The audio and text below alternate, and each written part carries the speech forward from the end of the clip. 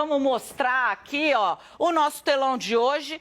Cara, dólar abaixo de R$5, Bolsa do Brasil performando a melhor performance do globo neste momento.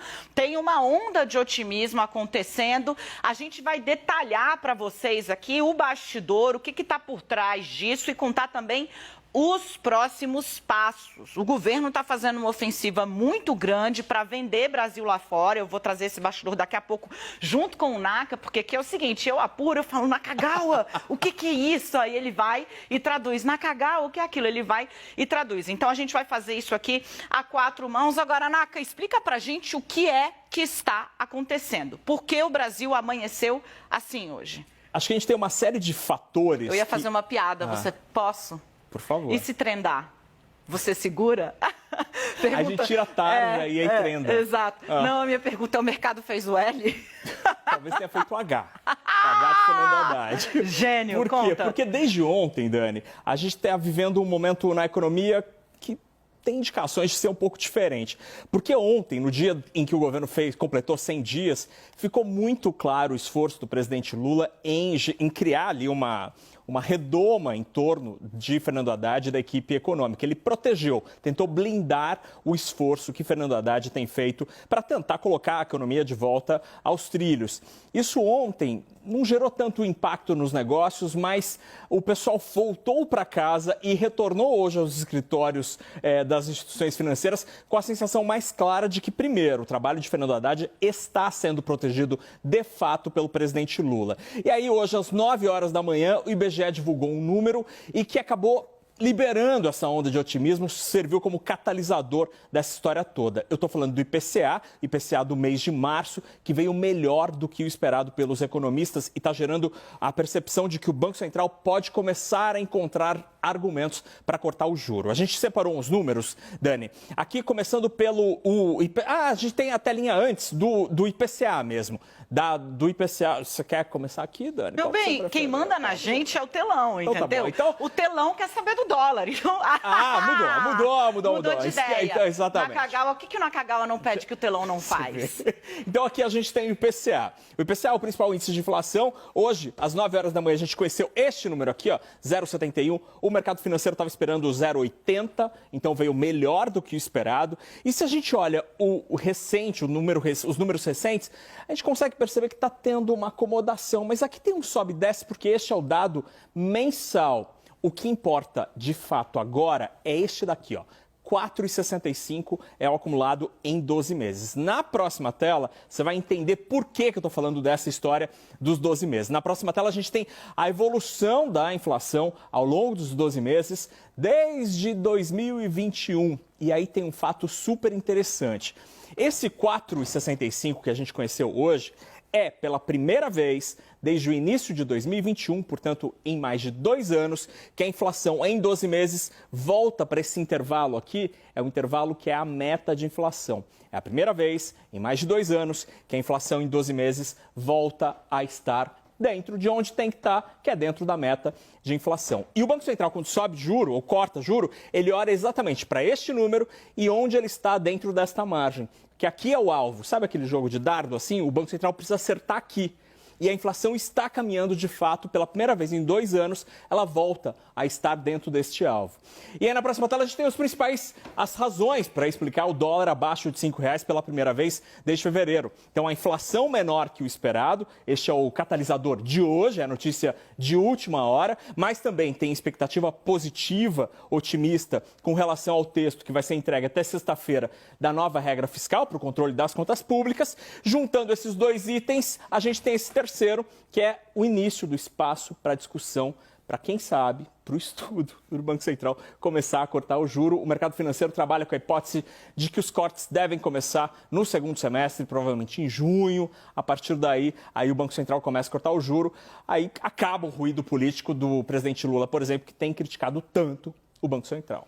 Naquinha, eu conversei com integrantes da equipe econômica para pegar uma avaliação deles a respeito desse cenário que você tão maravilhosamente detalhou para a gente aqui com essas artes. Tem vários fatores que, para os integrantes da equipe econômica, estão fazendo a diferença para a gente chegar. Podemos voltar com o nosso telão macro, né, que mostra aí a tal da onda de otimismo que hoje despertou o Brasil e está fazendo de novo a Bovespa ser a bolsa que melhor performa no mundo, tá? Integrantes da equipe econômica me disseram o seguinte, vou pegar aqui porque assim eu consigo interagir com você, porque essa apuração está aqui no meu celularzinho. O que eles estão dizendo? Olha, essa fala do Lula ontem ajudou bastante.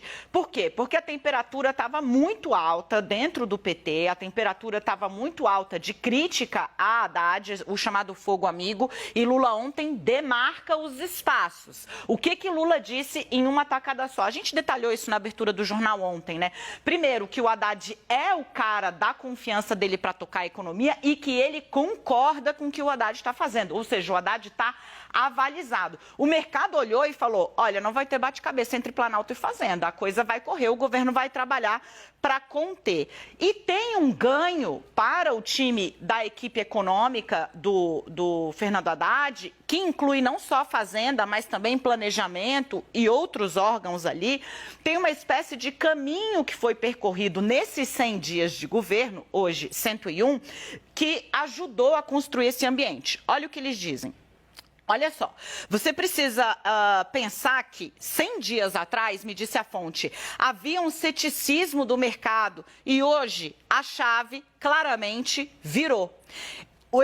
A equipe econômica foi conquistando vitórias. Primeiro, a PEC da transição, que foi mal digerida, mas foi bem apresentada. No final, a coisa ficou mais ou menos equacionada. Depois, as medidas de reoneração. O mercado achava que o governo não faria, que Haddad não teria essa vitória. Ao ter essa vitória, o mercado também deu mais um votinho de confiança para essa equipe econômica. Houve aí uma reprecificação do déficit por conta disso.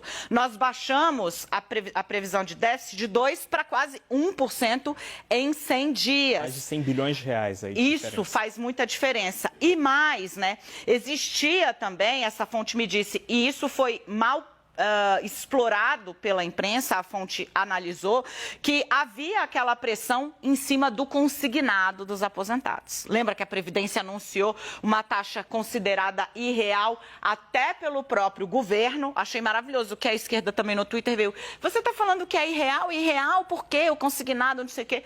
E aí a Fazenda foi lá e colocou um pé e falou, a gente não pode passar o sinal de que a gente vai usar o banco público para financiar a dívida. E isso foi feito, houve uma reprecificação dessa taxa, como o Haddad estava pregando, e isso se mostrou uma atitude relevante, inclusive para o Banco Central. A fonte cita um trecho da ata do Copom que fala, olha, isso aqui é, inclusive, um indicativo de que a gente vai poder, talvez, ter que aumentar juro para segurar o tamanho da demanda que vai se abrir. E por não ter feito como queria a Previdência, ou seja, uma ala política, também ganhou-se pontos. A tudo isso soma-se a apresentação, ainda que a conta-gotas, do arcabouço fiscal, que está sendo apresentado, gente, no detalhe para o mercado. Eu já trago esse bastidor. Mas para a equipe econômica foi essa linha do tempo que em 100 dias tirou Fernando Haddad de o bicho-papão, porque quando ele chega, gente, era o bicho-papão, tinha programa de humor fazendo gracinha, piadinha, que o cara não sabia economia, para virar capa da revista Veja com o homem que acalma o mercado. Em 100 dias, foi esse o caminho percorrido na análise da equipe econômica. Naca. A figura de Fernando Haddad talvez tenha sido a grande mudança do ponto de vista da comunicação e da percepção do que o mercado gosta de usar, uma expressão que o mercado gosta de usar, os stakeholders, né? Aqueles que têm interesse em alguma discussão. Fernando Haddad chegou, quando ele foi nomeado ali, antes do governo começar, de fato, a sensação do mundo econômico, usando um termo da internet, era muito mais para hater do que para fã. O pessoal estava absolutamente desconfiado do que seria Fernando Haddad, porque havia o temor de que seria um ministro muito intervencionista, com a ideia de gastar mais.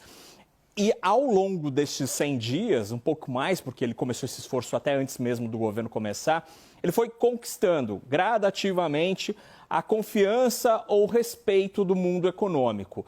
Não dá para dizer de maneira generalizada que hoje no mundo econômico, na Faria Lima, né, nos bancos, corretoras, o pessoal goste efetivamente de Fernando Haddad, mas há um respeito. De fato, há respeito porque eles entenderam